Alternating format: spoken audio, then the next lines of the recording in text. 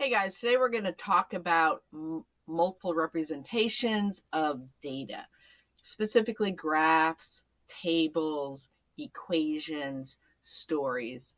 And this one might be one that's going to kind of throw you off. I feel like every year I think, oh, this is going to be easy. This is something they're really good at.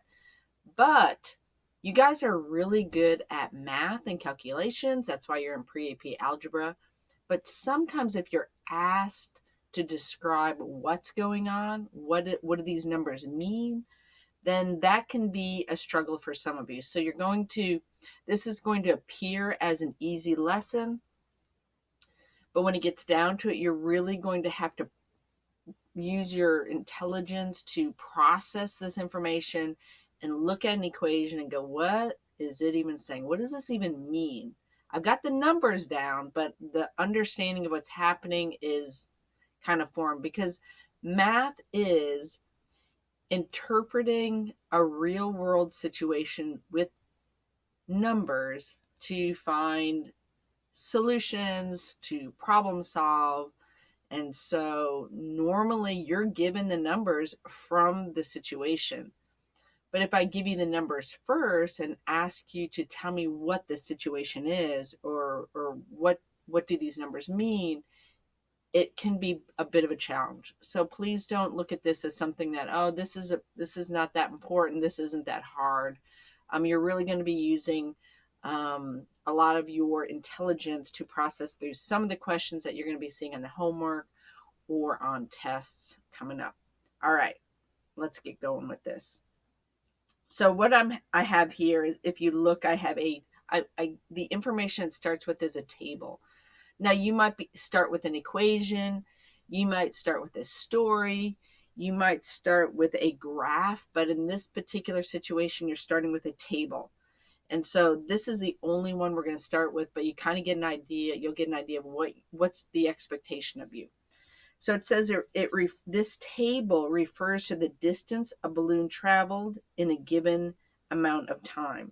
So let's see, we have independent and dependent variables is what it is asking us. And in a table, it's kind of easy. You kind of already know that first column is going to be independent. And also, just so you know, most of the time, 99% of the time will always be independent because I can't manipulate time. I can't control time. Nothing I do controls time. Time always determines everything else. So the independent variable is time, and the dependent variable then is the height. And we're talking about a balloon. So the first question here in key features says, what is the slope? So to do that, I'm going to just do x1, y1. I'm going to go ahead and pick the two. I don't want to deal with decimals right now. I think this actually works out to decimals anyway. But I'm going to use the slope formula, 27 minus 13. And then I have 13 minus 2. Whoops. I have 27 minus 13, and I have 6 minus 2. And so I have 14 over 4. So I end up with the decimal. So my slope then is either 7 over 2 or equals, which also equals 3.5. Now, if I look at what's going on here, I can see that as time increases, the height increases. So the slope is telling me, if I look back at this situation right here, 27 minus 13, if those are my y's, that is the height. And the 6 minus the 2, this is my time.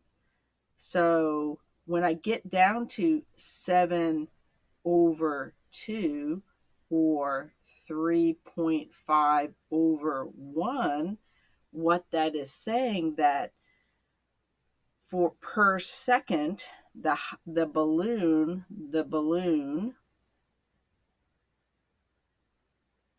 rises 3.5 feet per second. So again, here I actually put, well, what is that? What is those y's that I'm subtracting as the numerator? What are those numbers that I'm subtracting as a denominator? This is the height over the time. And when I get down to 7/2, or the goal would be to get the denominator as a 1 as a unit rate, I end up with 3.5, but it's 3.5 of what? 3.5 feet, and the time is in seconds. The y-intercept. Okay, now we have a couple different options. We could work our way backwards, but now that I know this slope and I have an ordered pair, I can use the point slope formula. So I'm going to go ahead and do that. I'm going to do y minus, and let's go ahead and just use this as my ordered pairs. Y minus 13 equals 7/2. Now, could I use the 3.5? I could. It really doesn't matter. So I'm going to go ahead and try it. I don't have a calculator with me right now, so hopefully these numbers will be pretty easy. But I'm going to go ahead and use the slope as 7/2. I could have used 3.5, but let's just keep going. 7/2 times x minus 2. I'm going to work this through. Y minus 13 equals 7/2 x minus 7. I'm going to add the 13 to both sides. Y equals 7/2 x, and this would be plus 6. So that means my y-intercept is 6. Well, what does that mean? If the y-intercept is 6, what does that mean? That means that at the beginning, which is 0, I'm running out of room, seconds. That is the beginning, and that's something we always have to establish. The beginning is always 0, not 1. At the beginning, the balloon is 6 feet in the air. So I'm just going to assume it's on a string, or maybe it's a big balloon that people ride in. It's tethered, which means tied down to the ground. I don't know, but it is balanced 6 feet in the air. Now I'm going to write my equation, which this part you guys are great at. This is the easy part for you. But understanding what's happening, you're going to have to process more what's going on. So take your time. Okay, verbal description here, I could say a balloon. And again, you could write this a different way. A balloon is tied 6 feet off the ground. So that's the beginning. All right, that's our y-intercept.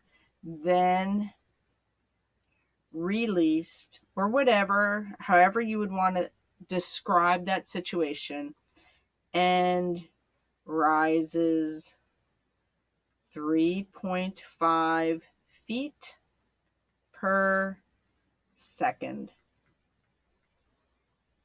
Okay, now if I did a graph, again, your graph and my graph might look differently. I'm going to go ahead. Of course, this is going to be my x-axis. We already know that that is going to be the time. This is my y-axis. That is going to be my height. First rule of thumb whenever you create a graph is you have to label your x and your y-axis. I'll go ahead and do, I don't know, let me skip 1, 2, 3, 4. Again, I could do whatever. I think last time I did this, I did it differently, so it's okay. But my points will still be accurate. And then for my feet, I'm going to go by, what should I go by? Let's go by 2s. We'll go by 2, 4, 6, 8, 10, 12. You get the idea. All right. So at 0 seconds, am I at 0 feet? No, at 0 seconds, I'm at 6 feet. This is where I'm at. I'm going to have to keep going here. Let's see. 14, 16, 18. We'll stop at that. Okay.